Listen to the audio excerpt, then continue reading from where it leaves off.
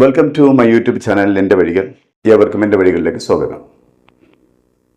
ഇനിയും എൻ്റെ channel subscribe ചെയ്യാത്തവർ സബ്സ്ക്രൈബ് ചെയ്യുക.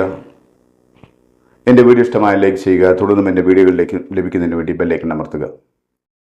അധിനിവേശ ഫലസ്തീൻ പ്രദേശങ്ങളിലെ ഇസ്രായേൽ സാന്നിധ്യം അന്താരാഷ്ട്ര നിയമങ്ങളുടെ ലംഘനമാണെന്ന് അന്താരാഷ്ട്ര നീതിന്യായ കോടതി വ്യക്തമാക്കി. ഇസ്രായേലിൻ്റെ നിയമവിധേയമല്ലാത്ത ഫലസ്തീൻ പ്രദേശങ്ങളിലെ സാന്നിധ്യം എത്രയും പെട്ടെന്ന് അവസാനിപ്പിക്കണമെന്ന് അന്താരാഷ്ട്ര നീതിന്യായ കോടതി ആവശ്യപ്പെട്ടു. ഗസയിലെ കൂടുതൽ ജനസാന്ദ്രതയുള്ള മേഖലകളിലെ കെട്ടിക്കിടക്കുന്ന വെള്ളത്തിലും ഓടകളുടെ വെള്ളത്തിലും ഏറ്റവും കൂടുതൽ അപകടകാരികളും ഏറ്റവും കൂടുതൽ വ്യാപനശേഷിയുള്ളതുമായ പോളിയോ വൈറസുകളുടെ കണ്ടെത്തിയതായി ഗസയിലെ ആരോഗ്യ വിഭാഗം അറിയിച്ചു. അതേസമയം ഇസ്രായേൽ പ്രതികരിച്ചത് ഗസയിലുള്ള തങ്ങളുടെ സൈനികർക്ക് എല്ലാവിധ വാക്സിനേഷനുകളും നൽകിയിട്ടുണ്ടെന്നാണ്. ഒരു രാജ്യത്തെ ആക്രമിച്ച് അവിടുത്തെ ജനങ്ങൾക്ക് അവിടെ വാസയോഗ്യമല്ലാതാക്കി മാറ്റുകയും അതിൻ്റെ ചുറ്റുപാടുകളും പരിസരവും അതിൻ്റെ അന്തരീക്ഷവും മലിനപ്പെടുത്തുകയും ചെയ്തിട്ട് ആ രാജ്യത്തെ ജനങ്ങൾക്ക് എന്ത് സംഭവിക്കുന്നു എന്ന് നോക്കാതെ തങ്ങളുടെ സൈനികർ സുരക്ഷിതമാണെന്ന് പറയുന്ന ഇസ്രായേലിൻ്റെ ഈ അധമത്വത്തെ എന്താണ് വിശേഷിപ്പിക്കുക എന്ന്, ഏത് രൂപത്തിലാണ് വിശേഷിപ്പിക്കേണ്ടതെന്ന് മനസ്സിലാവുന്നില്ല. ആരുമില്ലാത്ത ഒരു രാജ്യത്തെ ജനങ്ങൾ എന്തുമാവട്ടെ, ഏത് ദുരിതവും അനുഭവിക്കട്ടെ എന്നതാണ് ഇസ്രായേലിൻ്റെ കാഴ്ചപ്പാട്. അപ്പോഴും ഇസ്രായേലിന്റെ കുടില ബുദ്ധി പ്രവർത്തിക്കുന്നത് ഗസയിലെ ജനങ്ങൾ ഏത് ദുരിതവും അനുഭവിക്കട്ടെ എന്നാണ്, അവരിൽ ഏത് രൂപത്തിലുള്ള രോഗാണുക്കളും വ്യാപിക്കട്ടെ എന്നാണ്, തങ്ങളുടെ ജനങ്ങൾ മാത്രം സുരക്ഷിതരാവുക എന്ന ചിന്തയാണ് ഇസ്രായേലിനുള്ളത്.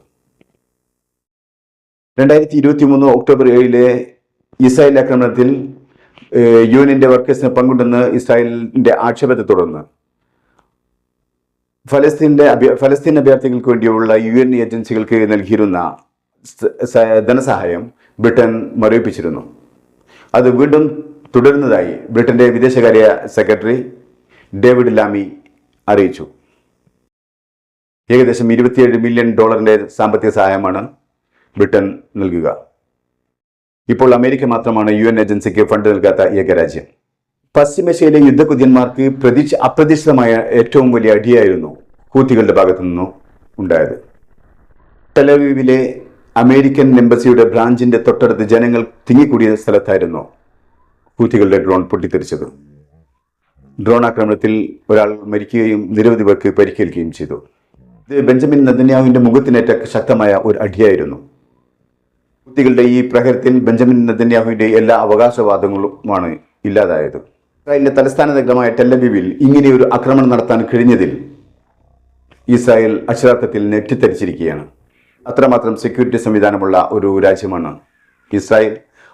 അതിൽ ഏറ്റവും പ്രധാനപ്പെട്ട നഗരമാണ് ടെലവീവ്. ഈ ഇടത്തേക്കാണ് ആർക്കും കണ്ടുപിടിക്കാൻ കഴിയാത്ത രൂപത്തിൽ 2000 കിലോമീറ്ററുകൾക്ക് അപ്പുറത്തു നിന്നും ഹൂത്തികൾ ഡ്രോണുകൾ അയച്ച് അത് ഉദ്ദേശിക്കുന്ന സ്ഥലത്ത് അതിന്റെ സ്ഫോടനം നടത്താൻ കഴിഞ്ഞത്.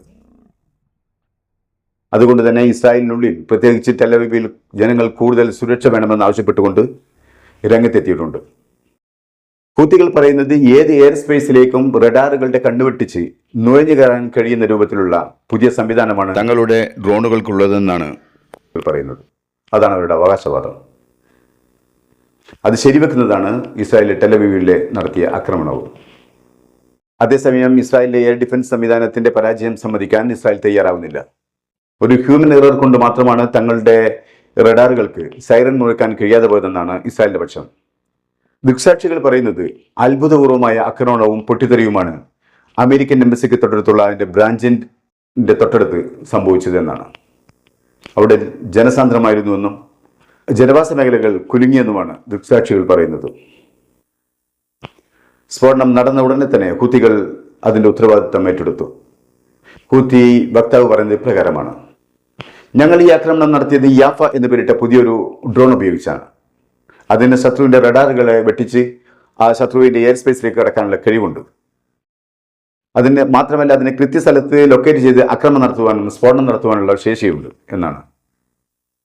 സ്ഫോടനം നടന്ന അടുത്ത നിമിഷം ഇസ്രായേലി സൈനിക വക്താവ് പ്രതികരിച്ചത് ഇപ്രകാരമാണ്: പ്രാഥമിക അന്വേഷണത്തിൽ ഇസ്രായേലിന്റെ സൈനിക സംവിധാനങ്ങളിൽ നിന്നും ദൃശ്യമായ ചിത്രങ്ങളിൽ നിന്നും മനസ്സിലാക്കാനാവുന്നത് ഇപ്രകാരമാണ്: ഇറാന്റെ കൈവശമുണ്ടായിരുന്ന സമദ് 3 എന്ന ഡ്രോൺ വിഭാഗത്തിൽപ്പെടുന്ന ഡ്രോണാണ് ഇസ്രായേലിലെ ടെലവീവിൽ ആക്രമണം നടത്തിയതെന്നാണ്. സമദ് 3-ൽ കൂടുതൽ കാര്യമായ മാറ്റങ്ങൾ വരുത്തിയാണ് ഹൂത്തികൾ ടെലവീവിന് നേരെ ആക്രമണം നടത്തിയതെന്നാണ്. ഇസ്രായേലിന്റെ ഗസയുടെ മേലുള്ള യുദ്ധത്തിൽ ഹൂത്തികൾ ഹമാസിന് ശക്തമായ പിന്തുണ പ്രഖ്യാപിച്ചിരുന്നു. ഹൂത്തികൾ ചെങ്കടലിലൂടെയും ഏദൻ കടലിടുക്കുകളിലൂടെയും സഞ്ചരിക്കുന്ന ഇസ്രായേലി ബന്ധമുള്ള ചരക്ക് കപ്പലുകളെയാണ് ഇതിനു മുമ്പ് ആക്രമിച്ചിട്ടുള്ളത്. അങ്ങനെ ആക്രമിച്ചവയിൽ 3 കപ്പലുകൾ പൂർണ്ണമായും മുങ്ങിപ്പോവുകയും ചെയ്തിരുന്നു. ഹൂത്തികൾ മിസൈലുകളും ഡ്രോണുകളും ഉപയോഗിച്ച് ഇതിനു മുമ്പും ഇസ്രായേലിന്റെ ടെലവീവിനെ ആക്രമിച്ചിട്ടുണ്ട്. അന്നൊന്നും കാര്യമായ നാശനഷ്ടങ്ങൾ വരുത്താൻ ഹൂത്തികൾക്ക് ആയിരുന്നില്ല. അതിനു മുമ്പേ ഇസ്രായേലിന്റെ റഡാറുകൾ, ഇസ്രായേലിന്റെ എയർ ഡിഫൻസ് സിസ്റ്റം ഹൂത്തികളുടെ ഡ്രോണുകളെയും മിസൈലുകളെയും തകർക്കുകയായിരുന്നു പതിവ്. എന്നാൽ അതിൽ നിന്നും വ്യത്യസ്തമായ സംഭവമാണ് ഇപ്പോൾ സംഭവിച്ചത്. ഇപ്പോൾ ഹൂത്തികളുടെ ഡ്രോണിന് ഇസ്രായേലിന്റെ തലസ്ഥാന നഗരിയിൽ തന്നെ ശക്തമായ ആക്രമണം നടത്താനും നശിപ്പിക്കാനും കഴിഞ്ഞു എന്നുള്ളത് ഇസ്രായേലിനെ വളരെയധികം അമ്പരപ്പിച്ചിട്ടുണ്ട്. അതുകൊണ്ട് തന്നെ ഇസ്രായേലിലെ ജനങ്ങൾ ഭയവിഹ്വലരാണ്. ഇപ്പോൾ ഇസ്രായേൽ പറയുന്നത് അവർ അവരുടെ എയർ സിസ്റ്റം കൂടുതൽ നവീകരിക്കുകയും ആകാശ നിരീക്ഷണം കൂടുതൽ വ്യാപിപ്പിക്കുകയും ചെയ്യുകയാണെന്നാണ്. അതുവഴി അവർക്ക് അവരുടെ നേരെ വരുന്ന ആക്രമണത്തെ കൂടുതൽ പ്രതിരോധിക്കാനാവുമെന്നാണ് അവർ അവകാശപ്പെടുന്നത്. എന്നിരുന്നാൽ നെതന്യാഹുവിന്റെ മുഖത്തേറ്റ ശക്തമായ പ്രഹരമായി പോയി ഹൂത്തികളുടെ ഈ ആക്രമണം. അതിൽ നെതന്യാഹുവിന്റെ മുഖത്തു നിന്നും ചോര പൊടിയുകയും ചെയ്തിട്ടുണ്ട്.